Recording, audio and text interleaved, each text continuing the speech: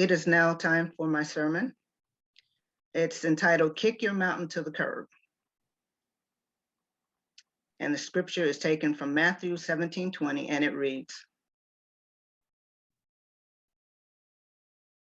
he replied, because you have so little faith, truly I tell you, if you have faith as small as a mustard seed, you can say to this mountain, move from here to there, and it will move.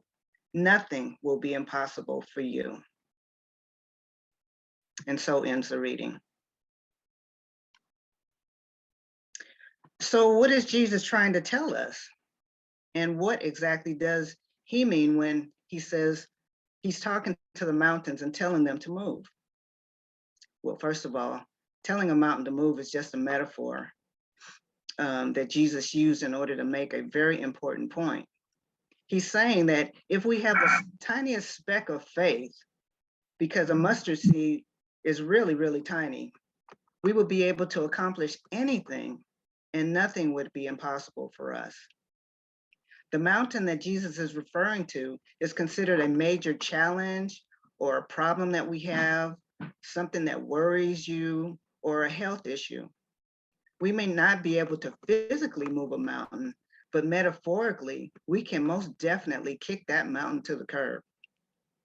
So what am I saying? What do I mean by kicking it to the curb? Well, when you kick something to the curb, it's a way of dismissing it. It's when you reject that situation. When I think of kicking something to the curb, it's a way of turning away from it, a way of telling yourself, I'm not going to let this circumstance bother me. It's not going to anger me. It's not going to worry me. I'm putting my faith and confidence in God. I refuse to allow this situation to get the best of me. Therefore, I know that I know that I know that the end result will go in my favor. The scripture Romans 4:17 instructs us beautifully when it tells us to call those things which are not as though they were. So let me tell you a story. Several years ago, I found myself kicking a gigantic mountain to the curb that was in my path. At the time, I was a single parent raising my young daughter, working for a major airline. And we had a good life, but I was growing weary living in and out of apartments. One of the issues that apartment living brings is an array of colorful and sometimes nosy and very noisy neighbors. And living on the bottom floor is a hazard unto itself. We experienced many sleepless nights because of loud music and rumbling and shaking of the ceiling whenever the heavy-footed neighbors walked across the floor above us. And most of you know what that means and how that feels.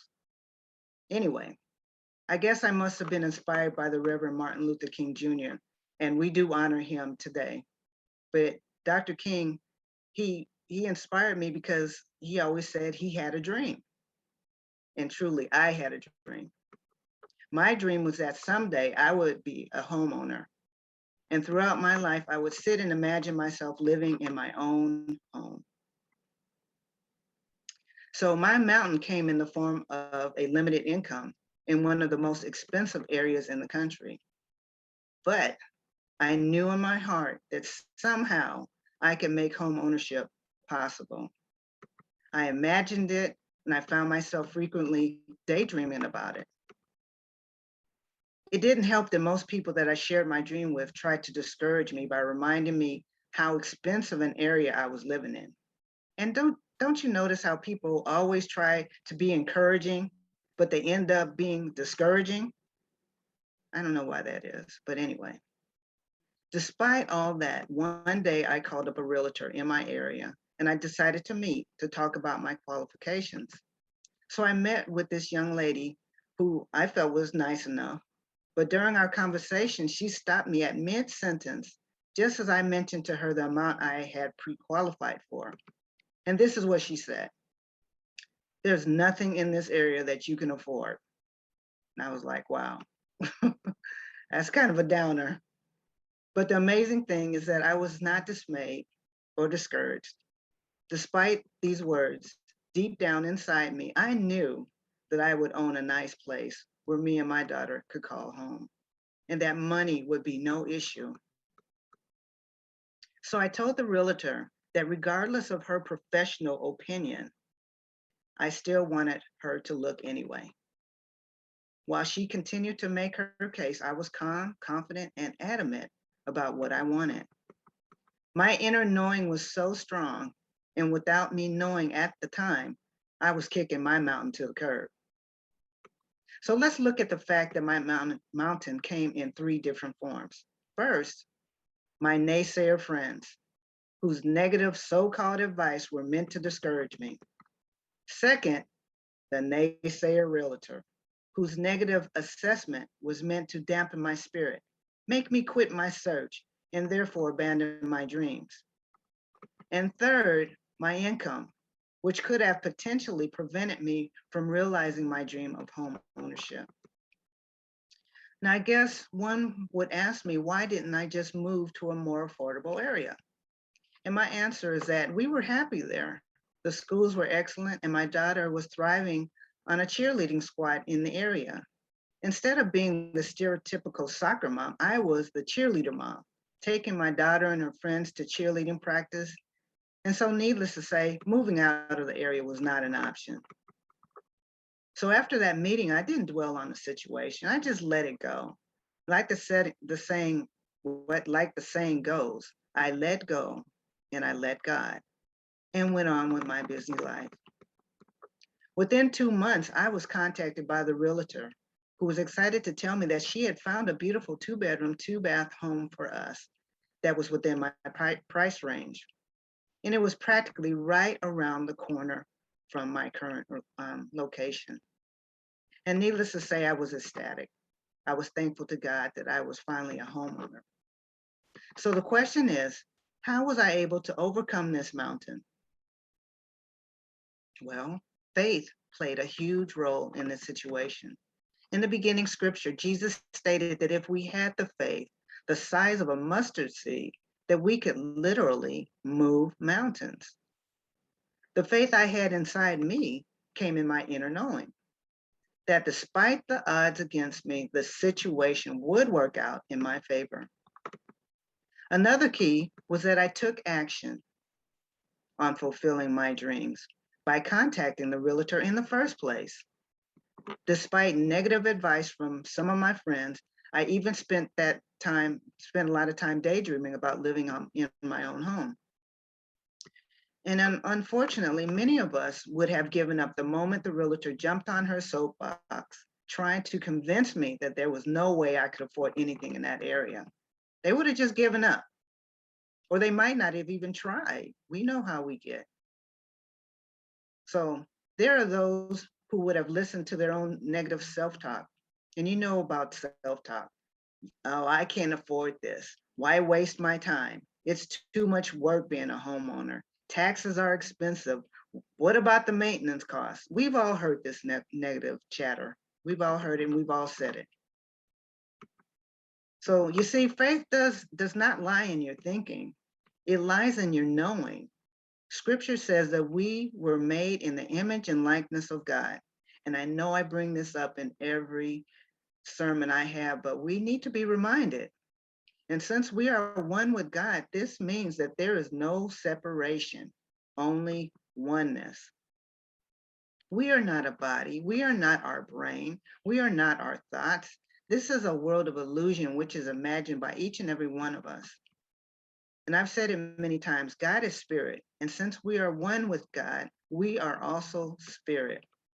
This is considered our real self, or who we truly are. Within us is what I call a big self, also known as the God self. And we also have a small self, also known as our egos or our persona. The issue we have as we make our way through this thing we call life is that we create this ego or persona that gets in the way of us living a happy, healthy, and prosperous life, living our life to the fullest.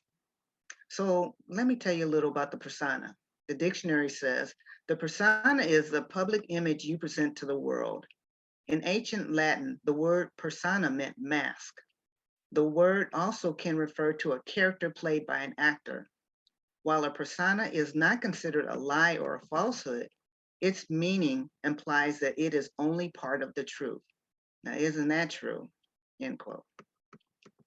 So the small self or persona is to blame for us hanging on to a lifetime of false beliefs that we have about ourselves. It's those thoughts that get in the way of us being aware of our real self and the power of God we all possess within us. People ask all the time about the principles of metaphysics. And I believe that first and foremost, it begins with knowing who we truly are. This is what Jesus was referring to when he spoke about the mustard seed. He was really saying that if we knew who we truly are with the tiniest speck of awareness, then the power of God within us would be unleashed.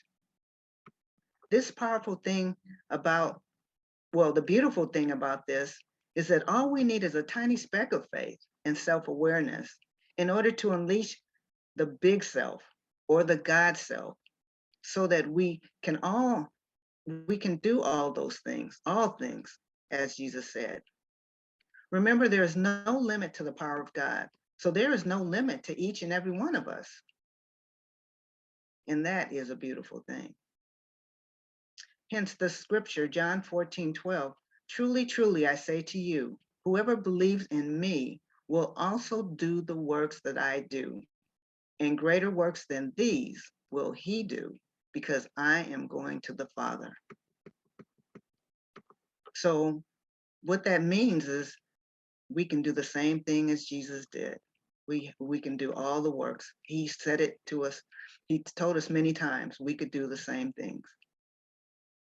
So in conclusion, we have learned that through faith, action, and by knowing who we truly are, we can kick any mountain to the curb and manifest all our desires.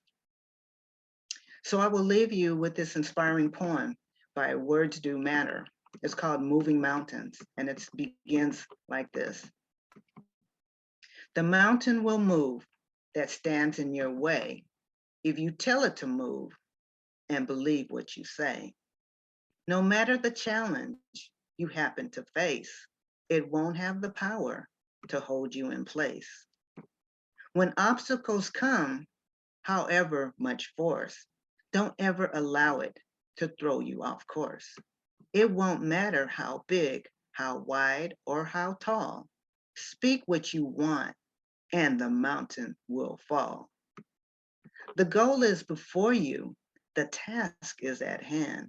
Mountains will move as you so command. With courage and faith, conviction and pride, nothing can stop you with God on your side. Be glad for the mountains. There will come a time you'll cherish each step you were willing to climb. When faced with a challenge, some question their might, but a leader sees the chance to do what they might. And so it is. Namaste.